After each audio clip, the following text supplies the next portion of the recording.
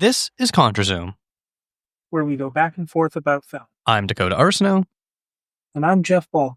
Today we are previewing the 50th edition of the Toronto International Film Festival.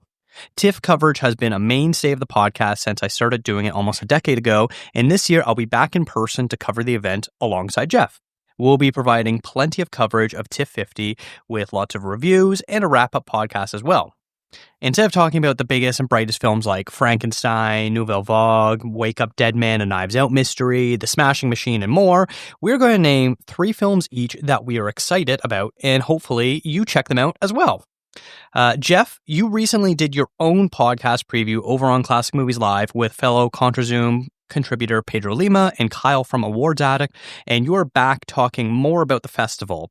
So question for you, are you tired about talking about it before the festivities even get underway? No, I definitely feel like TIFF is only 11 days, and I feel like it consumes roughly a month of my active time every year. Yeah. And like several months of my passive time. So, it really just helps to be able to talk to other people about something about this, because it's not like a super niche thing, but not everybody in my life is someone I can talk to about TIFF. And sometimes I need to, otherwise I go insane. So, That's which fair. Arguably maybe I have already if you look at my schedule. Yeah, I don't think I've gone through your schedule yet on TIFF, but the discussions that we've had, I feel like you probably have gone a little insane, but, who am I to judge? There's a friend from a film Discord, a film podcaster Discord we're both in, reached out to me recently like, hey, you're going to TIFF in person this year or covering remotely? And I was like, I'm going in person. Here's my schedule. He went, oh, damn, you're really going for it. Yeah. Some people do that. You are one of them. So this is now going to be your second year covering the festival with a press pass. How did you approach the festival any differently this year now that you have that experience of knowing what it's like going with the badge? With a little more hope would be one thing, because when you don't have the badge and you are reliant on just tickets, TIFF does release tickets in batches, but they also sell out very quickly. So when if there's one or two things you really want, it becomes like this race, or it becomes like, that's where that all-consuming feeling comes from, where you're really trying to get the one or two things you want because everyone else wants them. And I have a little less stress about that with the press badge, especially because of the P&I screenings, which in my experience from last year were very, very easy to get into.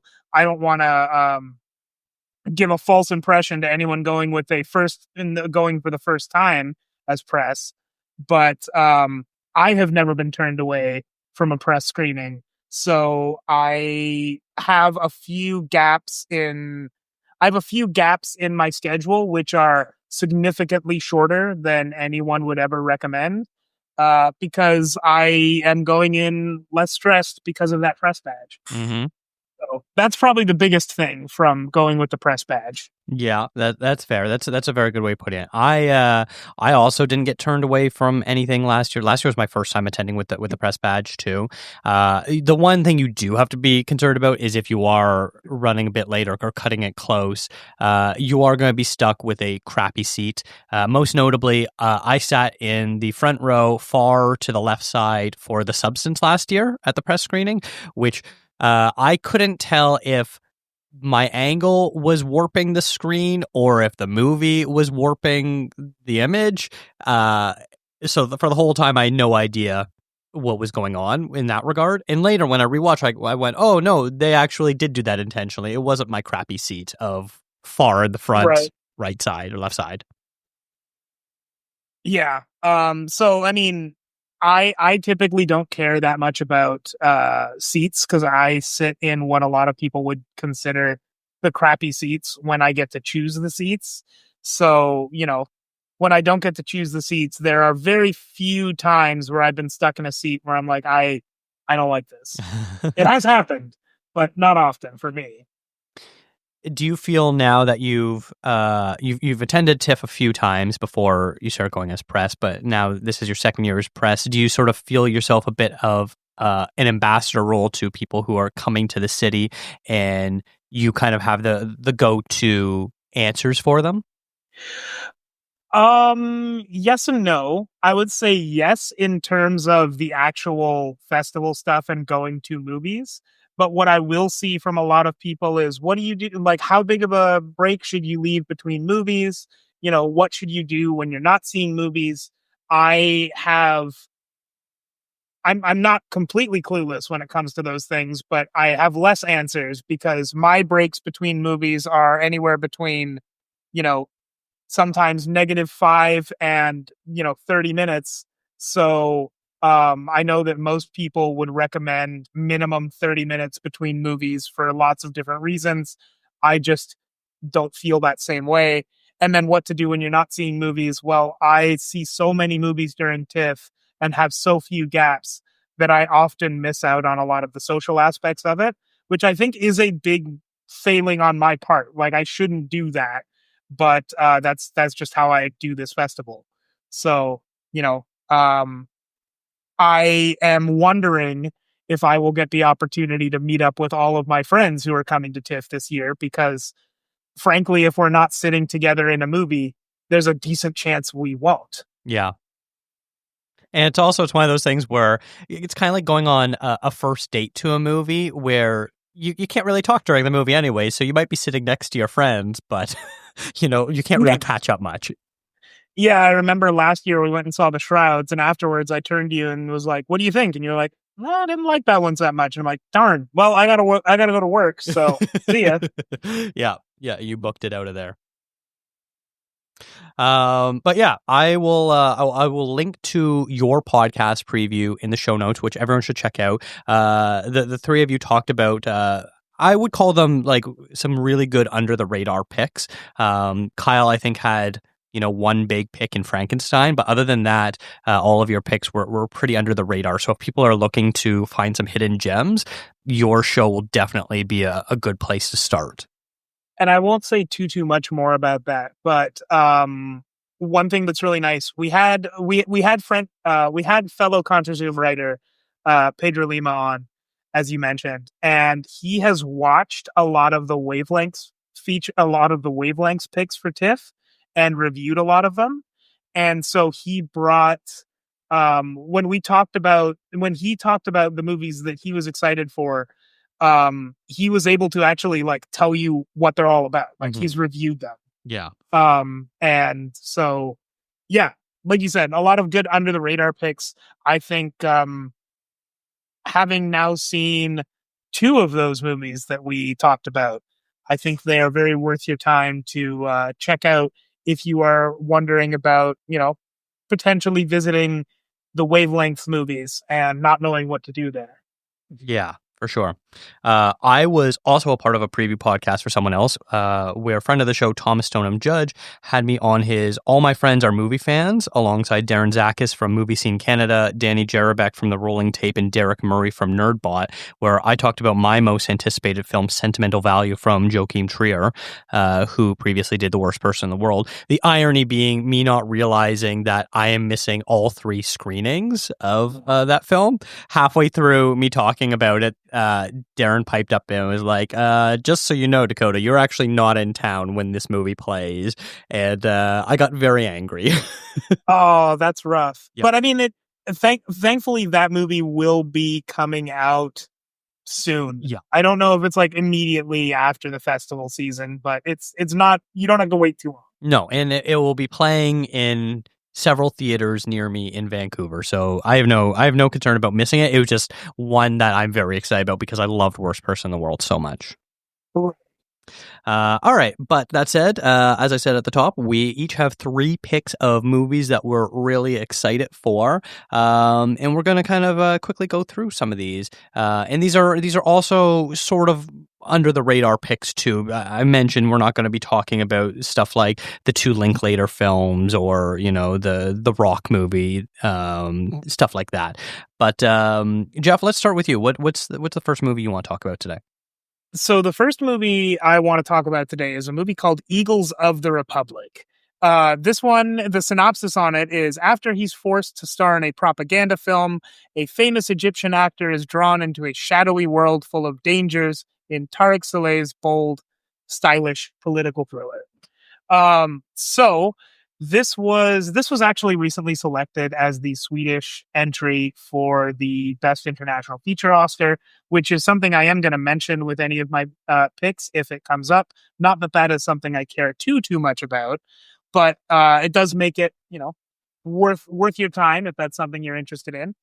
But this movie is something I'm really excited about because it was actually something I sort of got on a whim just to fill out one of my 10 ticket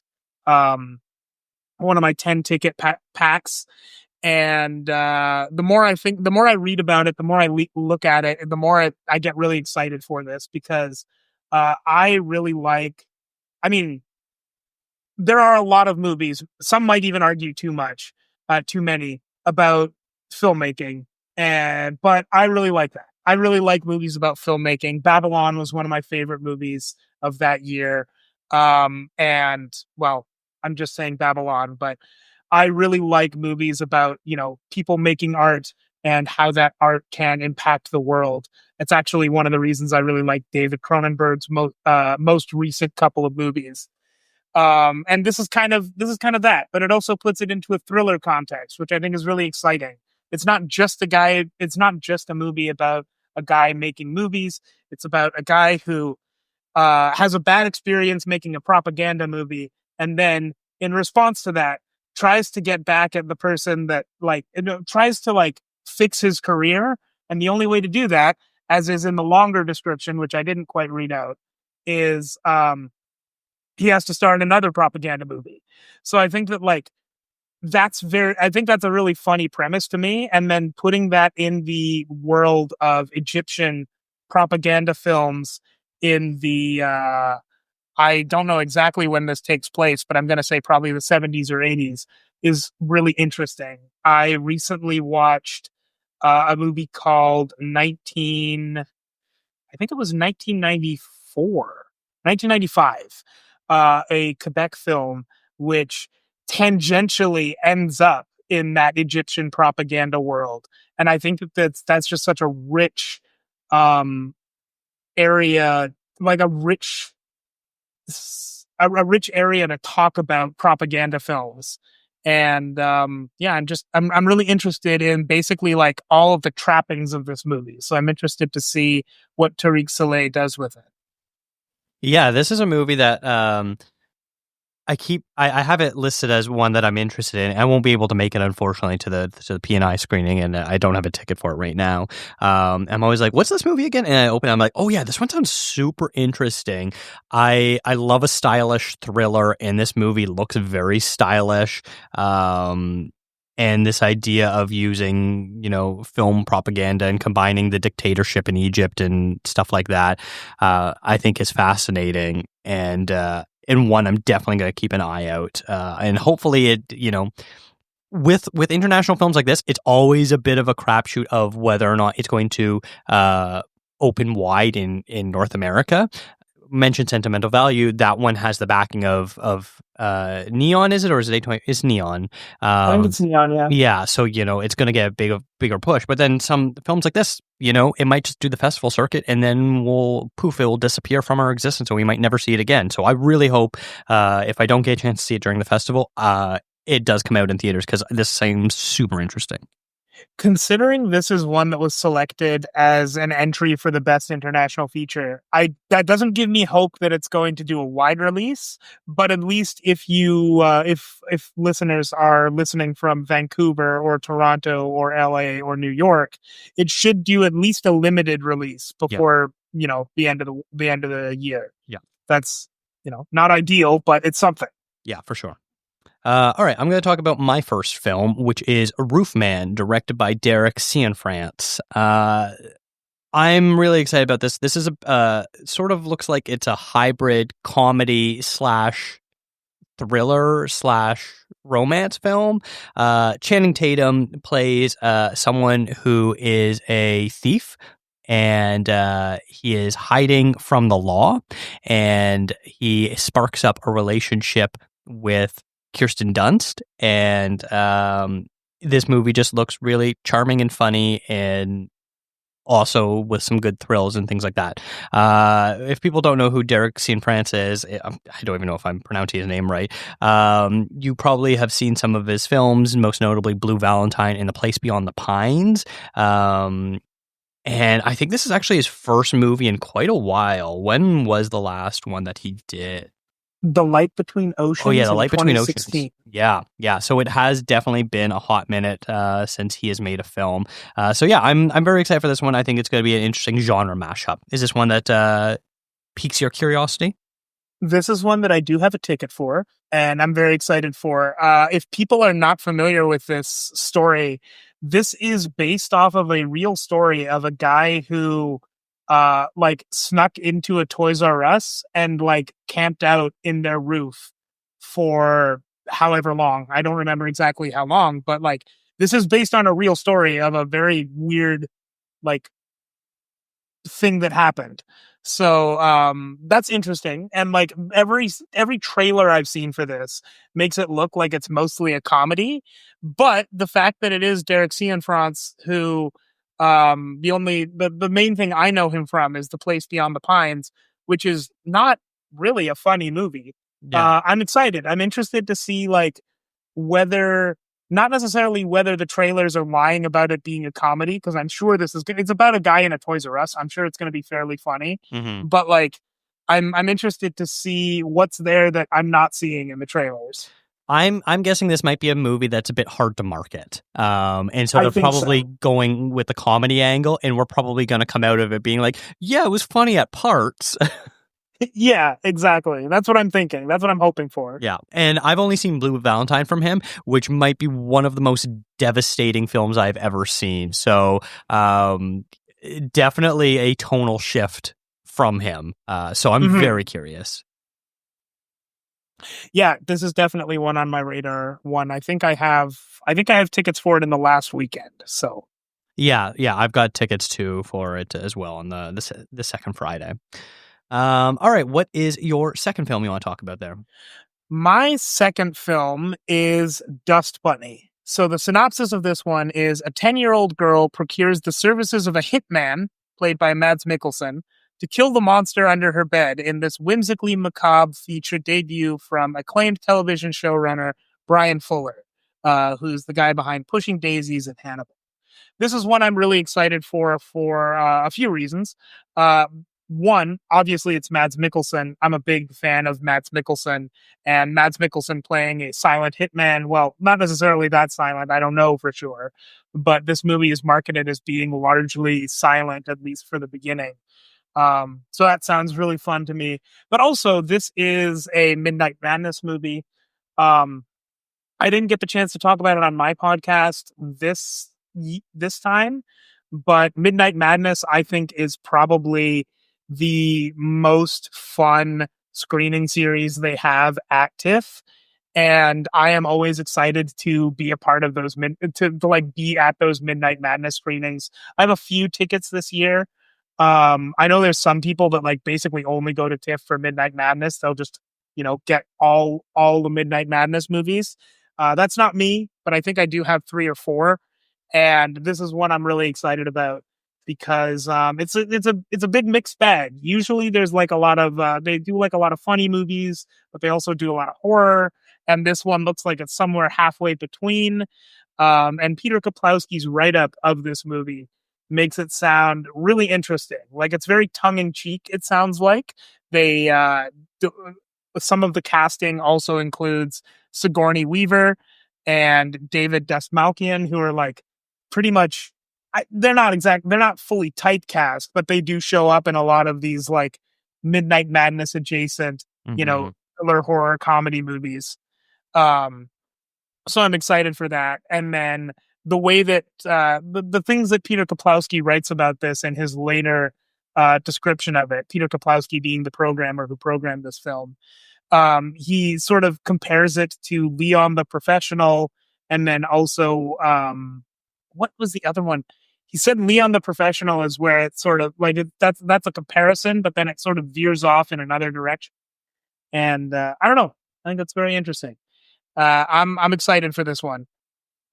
Yeah, this is one that I saw when I was doing my homework, but didn't quite make my list of ones that I needed to see. But I'm glad that you're very excited for it. And it does sound like an interesting film. This is just one for me that's like I'll wait and see until reactions come out if I decide if I want to check it out. This one, definitely, Mads Mikkelsen is actually at the festival for 2 separate movies, I think, this year. Yeah. Possibly more than that. So, big year for Mads Mikkelsen, and that's a big year for me, because I like him a lot. So, yeah, big year for Mads Mikkelsen is a big year for movie lovers, because he's great in everything. He is. Yeah. All right. The next film that I want to talk about is one called Steal Away, directed by Clement Virgo. It tells the story of a pair of young women. The film's subtitle calls Two Princesses. The first is Fanny, a sheltered teenager whose knowledge of the world barely extends beyond the stately manor house belonging to her glamorous and magnanimous mother, Florence, which is located in a mysterious country that variously evokes occupied Europe, Algiers, and the antebellum South. Into her life comes Cecily, a charismatic visitor, who's one of the countless people seeking asylum from the conflicts that consume this alternate and highly stylized reality. I'm picking this film because of Clement Virgo, strictly because of him. Brother was it was my number one film from a couple years ago, and arguably the greatest Canadian film, in my opinion, ever made. One of the best films of the decade so far. Like, that's how high I am on Brother. I know you're high on Brother too, and a bunch of other people. That basically anyone that sees this movie basically falls in love with it. And I believe this is his follow up to that. So I am very excited, because I am all on the Clement Virgo hype train. This made my list without even knowing what this movie is about, frankly. And that's sort of the nice thing about festivals is you go, ooh, this person has a new movie. I don't even care what it's about. I'm just going to go and see it, because you fall in love with filmmakers, and getting to see their journey and their growth is just such a great thing, and festivals are great for that. And Clement Virgo is someone who, he's been a long time working director in Canada. I think he's been making movies for almost 30 years now. But yeah, he is someone who I greatly admire, and I wanted to make sure I got some Canadian content in my list. Yeah, this is one that was on my list. As of right now, I don't have it slotted in, but I am very interested, and maybe I will change that. We'll see. But this is especially interesting to me because Clement Virgo's, Brother was very, very identifiably Greater Toronto area is where that takes place. I think it's in Scarborough. And you're saying this one, from the description of this one, it doesn't even take place in a real place, which is interesting. Now, admittedly, I have not seen nearly as much Clement Virgo as I should to say something to comment on that aspect. Obviously, I've really only seen Brother, but I'm interested to see how he works in a less identifiable, I guess, in a not real world. Mm-hmm. Yeah, no, that definitely is something that captures my attention too. This seems very fantasy-like. I'm curious to sort of see how that's going to play out. Is this a larger budget for him? How is this all working?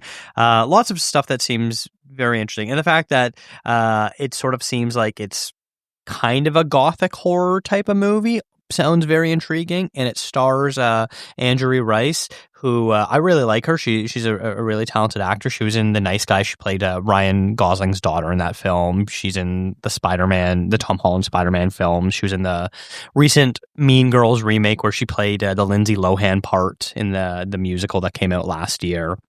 So yeah, this is someone who I've always been excited when she gets a good meaty role, and this definitely seems like a very meaty role. Mhm. Yeah, All right, what? I just on TIFF I just slotted it in. So hopefully I will be able to catch this one. Excellent. All right, what is your next film that you want to preview? Your final one. So my final movie here, and I guess I will have to preface this with when I am looking for movies at TIFF, and even when I'm looking for movies in general, I try to go on as little information as I can. Like obviously, TIFF doesn't give you the whole movie; they give you a synopsis, they give you a description. It's not like it's a lot of information, but I am picking a lot of these movies based on very minimal information. So I am really, really excited for this next movie, but I don't know how much I can really say about it. The next movie that I'm going to talk about is called Kokuho. This is directed by Lee Sung-il and starring two of not Japanese, Japan's most prominent actors, Ryo Hoshizawa and Ryusei Yokohama. Kokuho is a gripping tale of friendship and rivalry in the world of Kamigata Kabuki. So that is a very, very condensed um, idea of what this movie is about. This movie is 3 hours long, roughly. It takes place over 50 years, and it starts with a Japanese young, I believe it's a young man after his family is killed by by a yakuza boss. He's taken into a kabuki school and just trained in kabuki, and it's then like follows that character and his rival, who is the son of the kabuki schools I guess headmaster master. I'm not sure what the exact word is. But anyway, it follows them over a 50-year rivalry in kabuki theater, and I think that is fascinating. 50 year, like this 50-year, this story of. I mean, I talked earlier about Eagles of the Republic, which is about propaganda films and an artist dealing with the effect that his art has. I think that this is very kind of similarly in that genre, where it's about artists, you know, having this artistic rivalry over 50 years and in a 3 hour movie. And that to me, like, that's catnip to me. I love long movies about artists reckoning with, what their art does, whether that's a large effect or a small effect or what that even means. And that's sort of what I see in this. This movie also, Ryo Hoshizawa he's the main character of this movie. He studied kabuki for a year to get into this role, and there's no doubles. He didn't do anything. He didn't do anything to like cheat the system. He is just fully in this kabuki role, and I'm excited to see what that means. I'm excited to see what Ryo Yoshizawa can bring to this, and I'm excited to see how this sort of plays out over that long of a time scale. Because, I mean, obviously, it's always difficult to age people up that much. So I'm excited to see sort of how that works out, because it is just those two actors. It's not, several actors playing them at several different points in their life. So yeah. And also, because I said I would mention it earlier, this was recently chosen as Japan's international feature pick for the Oscars. So, that's not nothing either. Yeah, yeah. This was one of the movies that was previewed on my appearance on All My Friends Are Movie Fans podcast, and so this is my second time hearing about it. It sounds super interesting, and also the fact that like this is Japan's highest grossing film of this year and one of their highest grossing films of all time now is definitely something that like I think is having people take notice, and I think this might be a bit of a sleeper hit at the festival for sure. Mm-hmm. Yeah, I mean, I've talked about it. I talked about it in our episodes about the Toronto Japanese Film Festival. I think that it's honestly a little strange to me how how little we hear over here of like the cinema culture of Japan, considering how big it gets, so how big some movies get over here. Like, I am only hearing about Kokuho in the context of this festival, and I know that there's a lot of people who are going to the festival who have no idea, like who for whom this isn't even on their radar, and yet this is the highest grossing film of Japan this year, and one of the ones of all time. That's I think it's kind of wild that we don't hear about that more. Yeah, yeah. No, you're absolutely right. And like that comes back to what I was saying earlier with some international films. They'll do the festival circuit and then we never hear from them again, unfortunately. And it's always fascinating when you're like, oh, this is what's popular in the local market. Let's get some insights into how the movie industry looks and feels in other markets and things like that. And so this is a chance, I think, for people to experience that and be like, this is what's connecting with Japanese audiences right now. And I know you still have one movie to talk about, but I think that like that is a really important aspect of TIFF that I think it is very easy to overlook. A lot of people, no shade to the movies I'm about to mention, but a lot of people are going to be going to TIFF excited to see The Smashing Machine and Frankenstein and Rental Family and all of these movies that are very big and will definitely release over here very soon. And I think that those are movies I'm also excited to see. Don't get me wrong, but I think it's really important when you go to TIFF to try and look outside of that. These are going to be big movies in America in the next few months. Like, it's really important to try and look outside of that because there are so many cool things here that like you're just never going to get the opportunity to see otherwise.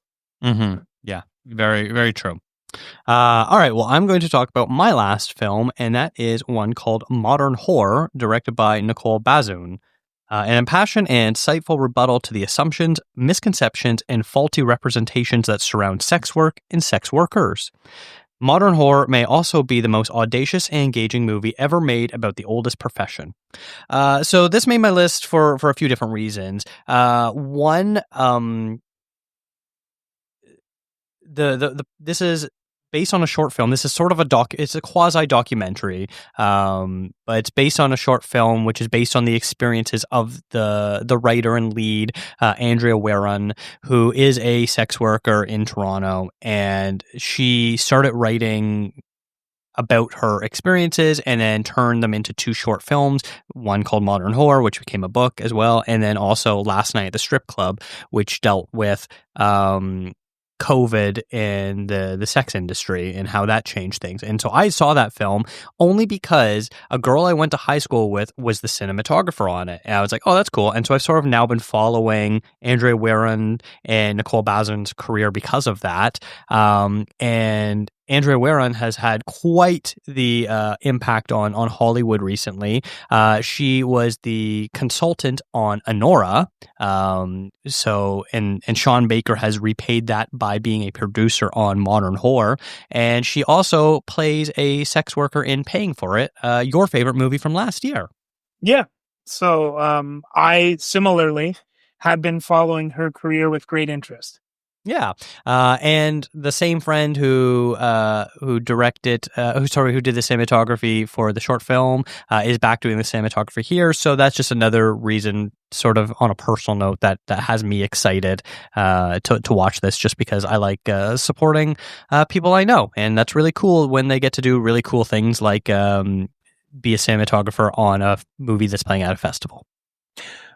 Well, I feel like I shouldn't talk about this one too much because I have already seen it. But what I will say to that is I am intending to see it again one more time before the festival. I have to write a review of this, and I was not successful writing my review between the first time that I watched it and right now. So I might watch it again, but I am also excited to watch it again. So, that's all I can say before the review embargo drops. Nice. Well, yeah, but your friend who did the cinematography on this did an amazing job. Nice. Good job, Nina. I'm proud of you. I'm very excited. And, I think the Sean Baker producer credit is going to carry a lot of weight. I've definitely already seen this film getting a fair share of buzz, like popping up on a lot of different publications, like under the radar picks. You could see movies we're excited they're playing, all that sort of stuff. So this is definitely going to get some big buzz, I think, especially with the title like Modern Horror. That's a very catchy title. Oh yeah. But yeah, these are our picks for some of the movies that we're excited to see. Jeff, thank you so much for coming on again today to talk about your experiences and share a couple movies that you're excited for. Yeah, thank you for having me. Do you have anything else you want to add or shout out about the festival as we are gearing up for it?